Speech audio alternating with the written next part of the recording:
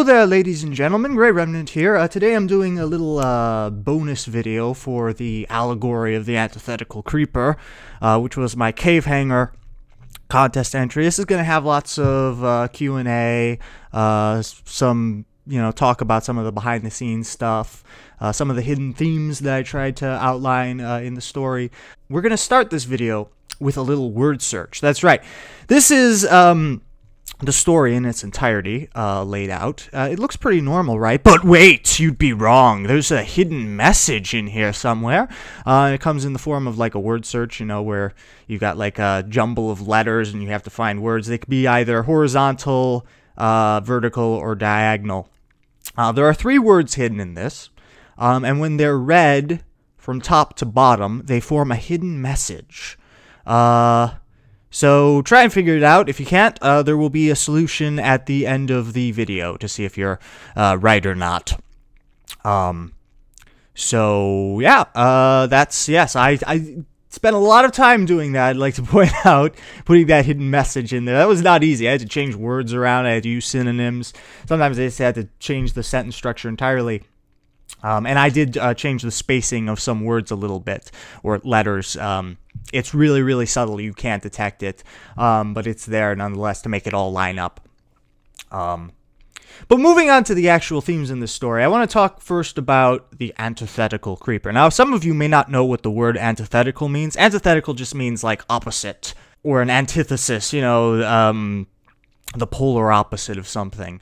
So what I tried to do in this story was I tried to create the Antithetical Creeper. What is the Antithetical Creeper, you might ask? Well, the simple answer to that question is it's Steve in this story. Steve would be the Antithetical Creeper. I wanted to, through narrative, create sort of this entity that is kind of like a creeper, but doesn't behave like one. It behaves in completely opposite ways. So if you look at the creeper is characterized as causing chaos, sneaking up on people, being completely silent. Whereas the Antithetical Creeper, Steve, doesn't sneak up on people at all. He sits and waits, which is the exact opposite of what a creeper would do. The creeper comes to you. Steve lets the zombie and the spider come to him. See how that's kind of like an opposite interpretation of what a creeper does? The creeper also always faces you. When it's sneaking up on you, it faces you. Steve does not face them in this. He's constantly, throughout the entire story, turned away from them. He never makes eye contact, which is, of course, the opposite of what a creeper does. And Steve, unlike a creeper causes chaos. Steve isn't looking to cause chaos. Steve is looking for balance, for redemption, revenge. The creeper inflicts pain for no reason, whereas Steve inflicts it for damn good reason because the monsters killed his family. So yeah, it's kind of like this similar idea of a creeper, but it's opposite in a few nuanced ways. So yeah, that's what I tried to design in this story here, is this idea of the anti-creeper. The next question you probably have is, what is the baleful sound of wrath? Well, the baleful sound of wrath is the hissing noise that the creeper makes. You'll notice in the video, if you watch the video, you may have read the story and not watched the video, but in the video, you actually hear the hissing sound of the creeper right at the beginning, and then you hear it again at the end when Steve blows up. It's sort of the sound that I wanted to use and feature in the story, and I kind of had to work the idea of the creeper in because the creeper isn't present in the Lego stop motion video. I had to actually engineer that and put that in and, add that myself. But I really wanted to use that sound because it's such an iconic sound, There you go, yeah. That sound. It's kind of become as well known as this or what have you. There's lots of sounds that come from video games that have become iconic, but I think that the thing with the hissing sound that the creeper makes, for me at least, is it provokes a feeling of dread, a feeling of surprise, a feeling of impending doom. And I wanted to kind of have this story revolve around that and kind of start with it and end with it. The start is kind of like foreshadowing. It's like, oh, it's going to blow up, and you don't know that until the end, because I don't even hint at the fact that Steve's wearing a dynamite vest until the last act of the story. But it's a sound that I was kind of inspired by to do this specific story. I hope that you liked it. Another thing that I want to talk about is the fact that Steve's face is never shown throughout the video or in any of the pictures. His back is always turned from the camera, or it's to the side so you can't see his face. And the one time that you actually do see him, you know, from the front, his face is blurred. The reason I did that is because I wanted his intentions to be ambiguous until the end. I wanted it to be like a mystery. Like, you don't know what's going on in Steve's head. You know, another aspect to it is, you know, the movie The Ring, how the people who watch that cursed tape, whenever they take their own picture, their face is blurred, kind of to denote that they're cursed and that they're doomed to die a horrible death. And that's kind of part of it as well, as the fact that Steve is doomed. He's accepted his fate, and he's going to exact vengeance on the monsters. So yeah, there's kind of like a dual purpose for that.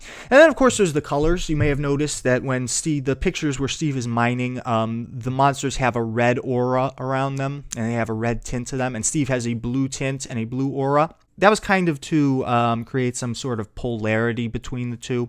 And it's also interesting that I use blue, because a lot of people, when they like to talk about like opposing forces, they like to use red or blue.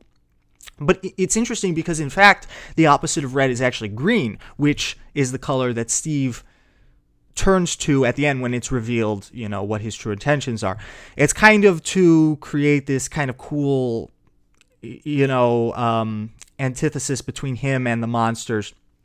It's subtle, but that was my thinking behind it.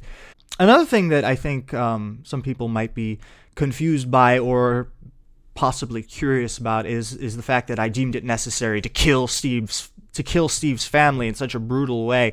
The reason I did that was not because I hate Steve or because I'm a dark, twisted person.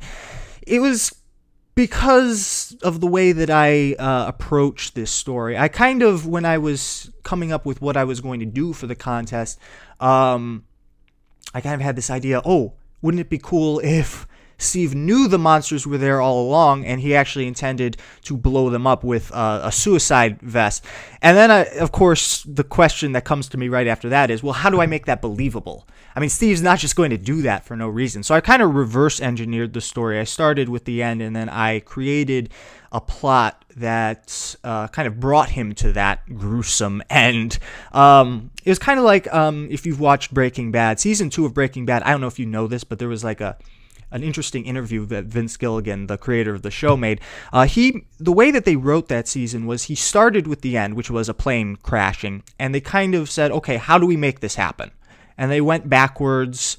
They basically wrote it in reverse, and that's exactly what I tried to do here. I've never done anything like that, but it was kind of fun to start with the end and then sort of reverse engineer the story. It was, that was basically how I did it. But yeah, the only way that you can make Steve, who isn't, you know, a particularly depressed or suicidal person, kill himself is by, you know, causing that kind of irreparable harm to happen to him, which is what I did. Another theme that was originally in the story, this took so long to write because it was originally so long. I think originally it was like 600 words, as opposed to 249, which is what it panned out to be, which is the maximum word limit you can use for the contest. And I had to cut it down. And there was actually another theme in this, which was the falsity of gold. I touched on it briefly, but I really didn't develop it very much because, honestly, there wasn't enough time to do it. There wasn't enough room. There's no way to fit that theme in there with all the other themes. But I kind of wanted to focus originally on this idea of Steve, you know, before all of this happens, before the events of this story, his life is devoted to finding gold, and because that's what he is. He's a miner. But after his family is killed, he kind of realizes that gold is meaningless if you don't have someone to share the wealth with. And so there's kind of like this idea of him spending so much time mining the earth, taking gold out of the earth, and then he has to bury his family, and then it all goes south from there. It's kind of this alternation of taking from the earth and putting back into the earth, and the reverse emotions that come with that, and the effects of that. It's kind of what I wanted to touch base on, but I never really did because it had to be cut out. there's a lot of editing that went into this story, a lot of, you know, sentences getting taken out and words getting compressed. It's tough to fit something like this into 249 words, but eventually I pulled it off. Yeah, that's pretty much all I've got. But I also want to do a quick Q&A, a quick fact that you might want to refer to, because I know you must have questions about this. So if you do have questions, I'm just going to answer a few of the obvious ones. Firstly, you might be wondering, how did Steve know the zombie and the spider killed his family, and how did he get them to attack him? Well, the simple answer is he tracked them down and then lured them into the cave. Obviously, I couldn't go into that in the story because, again, 249 words, not enough time to go into that. But yeah, he tracked them from the massacre. They probably left a trail of blood or something, or footprints. Tracked them down, found them, and then lured them into the cave where he waited for them so he could blow them to smithereens along with himself. That would be the answer to that question. Question 2 that you might have is, why doesn't Steve just kill the zombie and the spider with a sword? Well, the answer to that question is because he's so grief-stricken by the death of the family that he no longer wants to live. And the act of blowing them up along with himself is kind of this nice, easy thing for him to do, because he's not an innately suicidal person. But if the act of doing that also kills the people or the things that killed his family, that's easier for him to do. So it's a quicker, more symbolic act. And that's why he chose to do that as opposed to just killing them and living on. He doesn't have any reason to live on. So it makes sense in Steve's depressed state. That'd be why. Question number 3, why does Steve choose such a painless way of killing the zombie and the spider when they were not so kind to his family? The answer to that question is because that would lower him to their level of primal brutality. And he doesn't want to do that. He's not evil like the monsters. What he's doing is redemption. It's not a cause. He's not causing pain. He's rectifying this whole situation. So that would be why. And then the final question is, and I assume that somebody's going to comment on this on the PMC page or on the YouTube video. But why doesn't Steve just respawn after he dies? Well, that's got a very, very simple answer. Because he's playing in hardcore mode. There you go. Yeah, that's pretty much all I've got. I hope that you enjoyed this video. I hope that it illuminated my process for you a little bit. If you were intrigued by the story, which I hope you were, because I spent a lot of time on it. I hope to God that I win. But yeah, if you like this video, don't forget to like, comment, and subscribe, and share it with your friends. Don't forget to check out the actual project over on PMC. Give me a diamond if you want. But I appreciate all the support that I get because I do want to win, and I hope I do. And I will conclude this video with the solution to the word search. That's right. Here we have the text for the allegory of the Antithetical Creeper and the hidden message. Did you find it? Okay, the first word, we'll see. The first word is Steve up here. It's plain and simple. It's not hidden at all. It's just right there. Second word is goes, which is vertical over on the right side of the screen, and then the last word is boom. Oh, didn't see it coming, but of course you did because you read the story. But yeah, that was, I'd like to point out once again, that was hard to do. It's not easy to do something like that, to make a hidden message within a body of writing. Oh my god, I spent so much time doing it. I was like, for the love of God, I'm going to do this. I'm going to pull it off because it's going to be awesome and people are going to love it. Put that hidden message in there. But yeah, that's pretty much all I got. So yeah, that's my project. I hope you liked it, and I will see you guys next time. The next blogging contest, who knows when that'll be. I hope it's not right away because I do want to get back to work on some of my other projects. But you know, and please have a very, very good and prosperous day. Hopefully, a much better day than Steve had in this story. See you guys.